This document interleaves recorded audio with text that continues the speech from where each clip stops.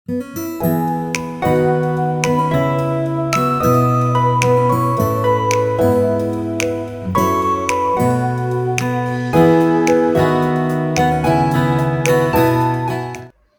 Hello, good morning, नमस्ते सगळ्यांना, जय भीम. मी सीमा. स्वागत आहे आपल्या सगळ्यांचं किचन सवंगडी आणि मी या चॅनलमध्ये. कसे आहात सगळे? आशा करते की तुम्ही मस्त, स्वस्त आणि आनंदी असाल. तर आता इथे वाजत आलेले आहेत सकाळचे 9:30 होऊन गेलेले आहेत आणि आजचा माझा क्लास आहे 10:30 ते 1:30 वाजेपर्यंत चालू होणार आहे. त्याच्यामुळे आज थोडंसं 10:30ला क्लास असल्यामुळे माझ्याकडे थोडा निवांत वेळ होता. मुलाला सकाळीच डब्बा वगैरे बनवून दिला होता आणि सकाळीच घाई गडबडीमध्ये सगळी ही भांडी घासून मी किचनच्या ओट्यावरती अशीच ठेवून दिली होती आणि अंघोळ करून लगेचच मी मॉर्निंग वॉकला गेले होते. तिकडनं आल्यानंतर घरामध्ये भरपूर सारा पसारा पडला होता, तर तो मला आवरायचा होता. तर 9:30 झालेत आणि 10:30 तर साधारणपणे 1 तासामध्ये मला आता ही जी उरकलेली अर्धी जी कामं होती ती आता मला पूर्ण करायची होती. तर हे जे किचनच्या ओट्यावर मी भरपूर जी अशी सकाळी त्याच्या नाश्त्याची, त्याच्यानंतर जे काही एक्स्ट्राचं त्याचं ग्लास, त्याच्यानंतर कप वगैरे जे पण काय असेल ते घासून ही भांडी छान अशी निथळून झालेली, तर ती आता ती सगळी लावून घेते. तर आज मला बनवायचं आहे मिसळपाव. तर सकाळची भाजी होती थोडीशी, तर म्हटलं की चला आज थोडंसं वेगळं काहीतरी मिसळपाव करूया. थोडंसं भात वगैरे जरी असेल ना, त्या मटकीच्या आमटीसोबत तरी देखील मिसळपावची आमटी खूप छान लागते भातासोबत. त्याच्यामुळे थोडा स्वयंपाक शिल्लक होता आणि थोडंसं मला मिसळपाव बनवायचा होता. किचनचा ओटा पूर्ण सामानाने आणि पसाराने भरगच्च भरला होता. तर तो पसारा सगळा आवरून घेतला आणि भांड्याचं जे निथळलेलं पाणी गॅसच्या ओट्यावरती पडलं होतं ते सगळं साफ केलं. एकदा का ओटा सगळा साफ स्वच्छ केला ना, की म्हणजे काम करायला पटापट, पटापट आपल्याला हुरूप येतो. तर हे सगळं मी साफ करून घेतलं आणि जी काही एक्स्ट्राची भांडी मला ती भाजी संपली होती त्याच्यातली, तर ती कढई तशीच ठेवली होती मी गॅसच्या ओट्यावर, तर ती मी ठेवून दिली. आणि खरं सांगते आता 8:30चं ऊन देखील ना बऱ्यापैकी आता लागतंय बरं का. आपण म्हणतो 10, 10:30 किंवा 11च्या पुढे ऊन आता उन्हाळ्यामध्ये चढतं. पण नाही, आता जवळपास 8:30चं ऊन देखील बऱ्यापैकी चटकतं.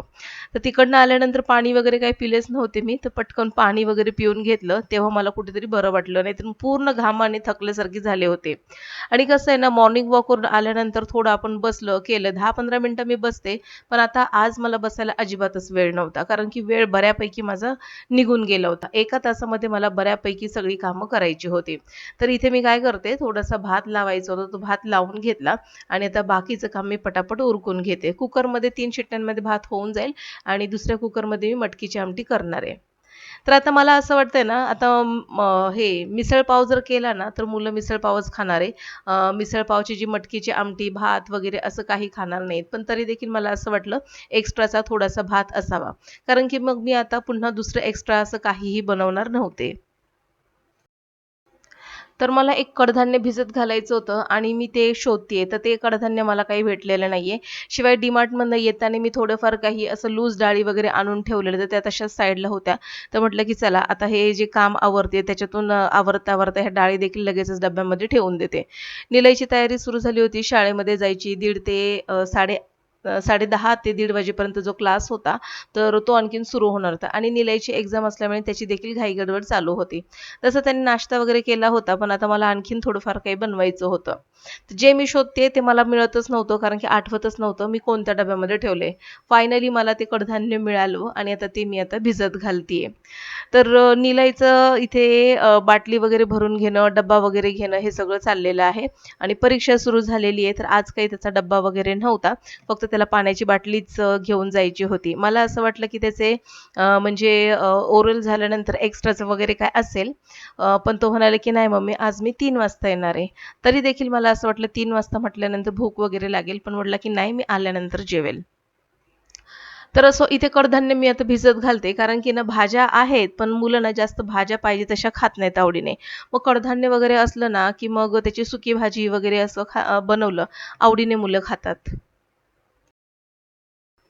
कधी-कधी असं वाटतं 5:30ला ज्यावेळेस आपण उठतो 5:15 5:30 वाजता आणि त्या वेळेमध्ये ना बऱ्यापैकी घरातली कामं, टिफिन वगैरे झालेलं असतं, स्वयंपाक, लादी वगैरे बऱ्यापैकी 8:30 वाजेपर्यंत माझी सगळी कामं उरकलेली असतात. पण जेव्हा-जेव्हा ना टिफिन वगैरे देऊन जेव्हा मी पुन्हा अर्ध्या तासासाठी झोपते ना, तर त्याच्यामध्ये पुन्हा वेळ निघून गेल्यासारखं होतं. तर कधी-कधी असं होतं, की असं वाटतं, की जाऊ दे, आज काही जास्त काम नाही, तर थोडंसं अर्धा तास झोपूया.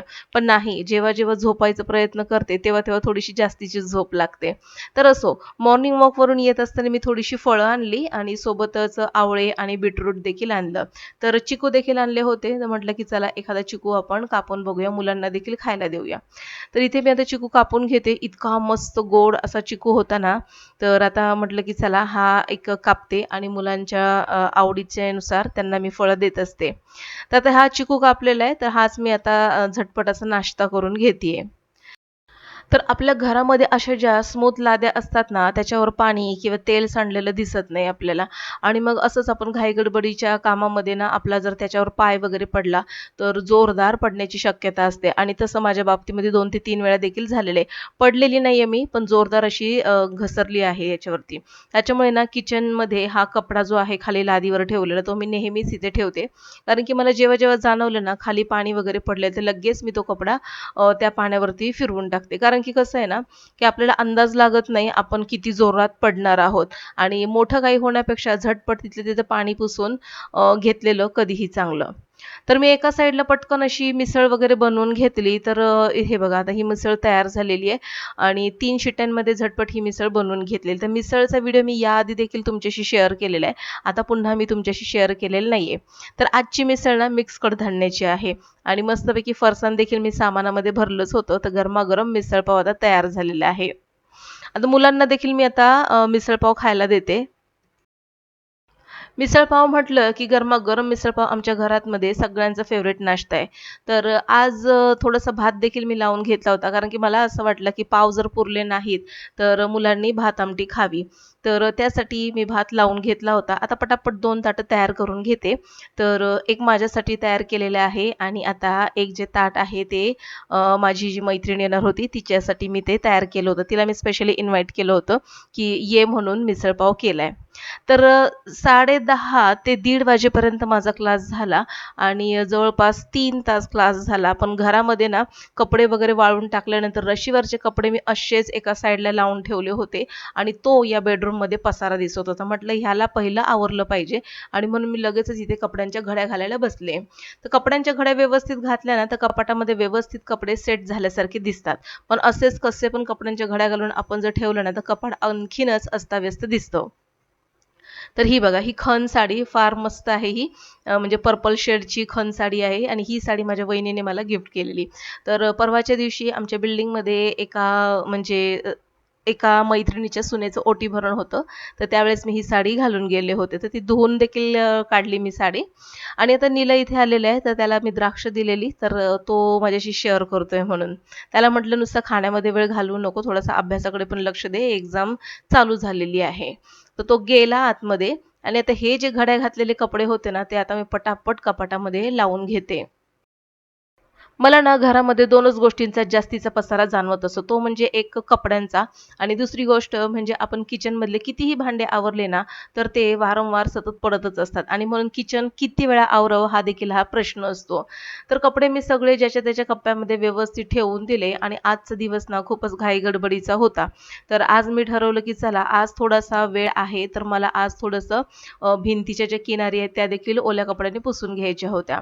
मोठ्या मुलाला म्हटलं, की "तू तुझे इस्त्रीचे कपडे जे आहेत ना, तर ते तू प्रेस करायला टाक." पण नाही त्याला तो म्हणत होता, की "तू कपडे काढून ठेव आणि मग मी टाकून येतो." आणि त्याला जे कपडे घालायचेत ना, तर ते मला काही एवढा अंदाज येत नव्हता आणि मी जे कपडे काढेल ते त्याला पटत नव्हते. तर त्याने जे सांगितले ते फटाफट मी 2 ते 3 ड्रेस काढून दिले त्याला आणि त्याला सांगितलं, "तुला जेव्हा वेळ मिळेल तेव्हा ते इस्त्रीला देऊन टाक." तर हे सगळं झाल्यानंतर आता वाजत आलेले आहेत दुपारचे साधारणपणे 4 वाजत आलेले आहेत आणि म्हटलं आज काही झोप देखील मला येत नव्हती. तर म्हटलं की चला आज जरा हे काम करूनच घेऊया. कारण की स्विच बोर्ड जे होते ते देखील थोडेफार काळपट वगैरे वाटत होते, डाग वगैरे पडल्यासारखे. म्हणून मग मी काय केलं थोडंसं सर्फचं पाणी केलं आणि एका स्वच्छ अशा कॉटनच्या कपड्याने हे सगळं पुसून घेतीये. एकाच दिवशी सगळं साफ-सफाईचं काम काढायचं नाही, कारण की रोजचीच कामं आपली एवढी असतात. त्याच्यामध्ये आणखीन साफ-सफाईचं काम काढलं, की ते खूप वेळखाऊ होतं. म्हणून मग मी काय करते, रोज मला असं वाटलं ना किंवा मग 2-3 दिवसांनी असं जर मला वाटलं, की हा एखादा कोपरा साफ करायचा आहे किंवा हे स्विच बोर्ड साफ करायचे आहेत किंवा फ्रिज साफ करायचं कपाट आवरायचं, तर ना त्यासाठी मी ठराविक अर्धा तास असा मी काढून ठेवते. त्या अर्ध्या तासामध्ये ते काम झालं पाहिजे. कधी-कधी थोडं जास्तही लागतो वेळ. तर असेच 20 ते 30 मिनिटं आपण बाजूला काढून ठेवले आणि घरातल्या छोट्या-मोठ्या साफ-सफाई जर आपण करून ठेवल्या ना, तर या सवयीमुळे आपलं घर नीटनेटकं आणि स्वच्छ दिसायला लागतं. तर असा होता आजचा माझा दिवस भरपूर काम करण्याचा, भरपूर धावपळीचा आणि तितकं स्वतःला आवरून घर नीटनेटकं ठेवण्याचा.